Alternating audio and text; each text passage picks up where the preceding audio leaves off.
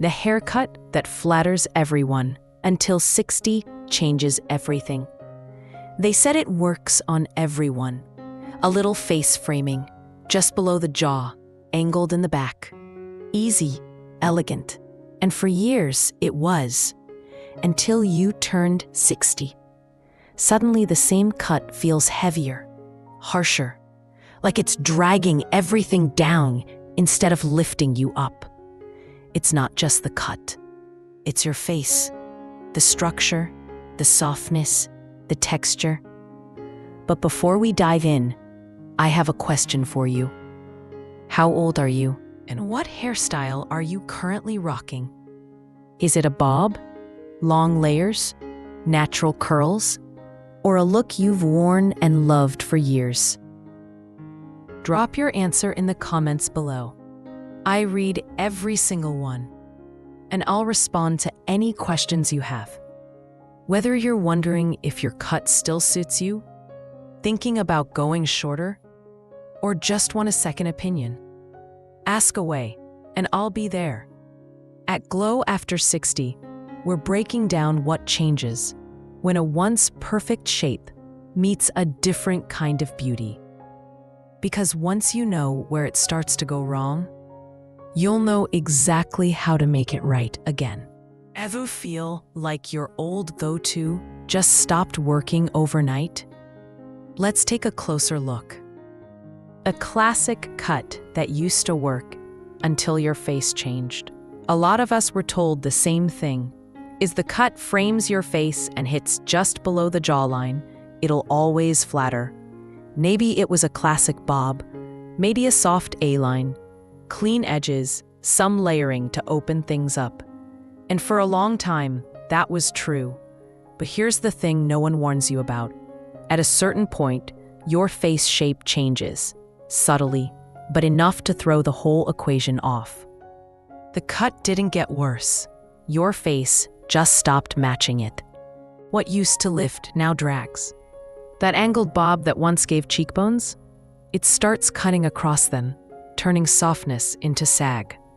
The front curve that once felt elegant now echoes a jawline that's no longer as defined. Instead of pulling the eye upward, the cut starts tracing downward. I remember seeing a photo from the back, same cut I'd worn for years. But somehow, the line felt collapsed, like it was sliding off instead of lifting up. What changed? My stylist said it before I could. You haven't changed the shape in almost a decade, but your face has. Here's a small but powerful fix. Ask your stylist to adjust the front angle so it echoes your current bone structure, not the one you used to have. Even a half-inch shift can change how the whole shape interacts with your jaw. Try this. Bring in a photo of yourself from now, one where you like your face, and ask for a shape that supports that, not who you were 5 years ago. And if that cut's starting to feel heavier than it looks, that's exactly where we're headed next. Part 2. Same cut, different age. Why it feels heavier now. You wouldn't think twice about it. You've worn the same cut for years. Same stylist, same angle, same little flip in the front. So when it suddenly starts feeling heavy, it's easy to blame your hair. Maybe it's thicker now. Maybe it's just dry. But here's what actually changed. The way your hair sits, not its weight, but its behavior. After 60, your hair loses density in unpredictable ways. It thins around the crown, gains bulk in strange pockets, and clings where it used to lift. So that beloved shape you've worn for years, it starts folding inward instead of lifting out. It creates a wall of hair near the chin instead of movement around the face. I had a client say, "It feels like a helmet." And she wasn't wrong. Her cut hadn't changed, but the way her hair held it had. Even light layers suddenly felt dense. The shape collapsed into itself. What used to swing started sticking. The fix? Think less about shorter or longer, and more about internal lift. Ask for invisible layering through the interior, especially behind the ears and under the occipital bone. That's where weight hides and where the shape needs breathing room. It doesn't have to look layered. It just needs to release. You'd be amazed what happens when the shape has somewhere to go again. And just when you start to think you've got it figured out, the next shift comes from a cut you'd never expect to work. But somehow, it does. Part 3. The surprise winner, a shape that softens instead of sags. You've probably done this without even thinking. Asked for a bit more lift or some face framing, expecting it to wake up your look. Sounds harmless, right? But here's the subtle issue. Most of those requests lead stylists to add short layers, right where your hair's thinnest, around the crown, the temples, the front. What you get is more exposure, not more shape. Instead of lifting the face, those layers exaggerate what's already softened. The cheeks look lower, the jawline looks blurrier, and the hair itself, it hangs there, trying to perform structure it no longer supports. It's the cut we think is the fix, but it quietly lets the whole shape sag. The surprise winner? A blunt base with a soft contour cut just below the jawline, paired with longer surface angles that skim the collarbone. I didn't expect it, but the back curved just enough to lift the whole look.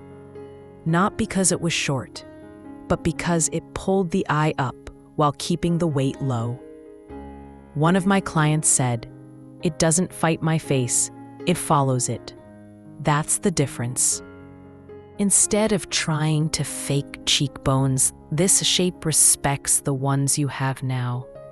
If you've always gone for framing, try letting the frame drop below your softest features.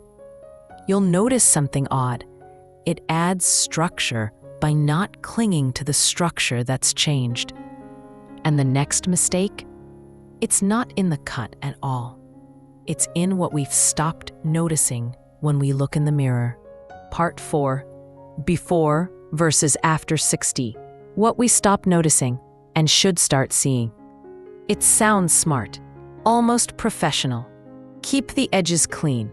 Polish the ends with a brush. Finish with a cool blast for hold. They're things we've all done, habits that feel like we're doing it right.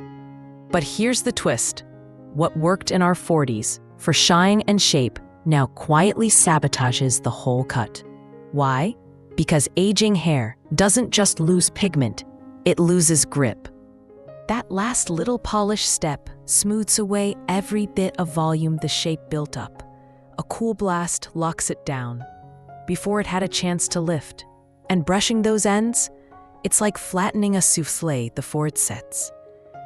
It looks great in the mirror for 15 minutes. Then comes the fall. The crown goes limp. The sides puff just enough to drag the cheekbones, and the whole thing starts tracing the softest part of your face, not lifting it. I used to blame my cut. Told myself, maybe it's the angle, maybe it's product. Nope, it was what I was doing after the blow dry. A client once said, "It looked amazing until I got to the car." We both laughed, because it's true. That post-salon collapse, it's not in the cut. Try this. Skip the final brush. Let your hair cool completely before touching it. If you need smoothing, use your fingers and a touch of dry texture spray, not shine serum. It holds the shape without sealing it shut. And once you've got the structure to stay up, you'll want to make sure you're not undoing it with one last habit, especially if you've worn the same cut for over a decade. Part 5. What to ask your stylist if you've worn the same cut for 10 plus years. We all do this without even noticing. We sit in the chair, the cape goes on, and we say, "Same as last time." It feels safe, familiar. You know how it'll fall. You know how to style it. You know what you're getting. But here's the hard part. The longer we keep the same cut, the harder it is to see what's stopped working. That clean side part, it's now flattening your crown.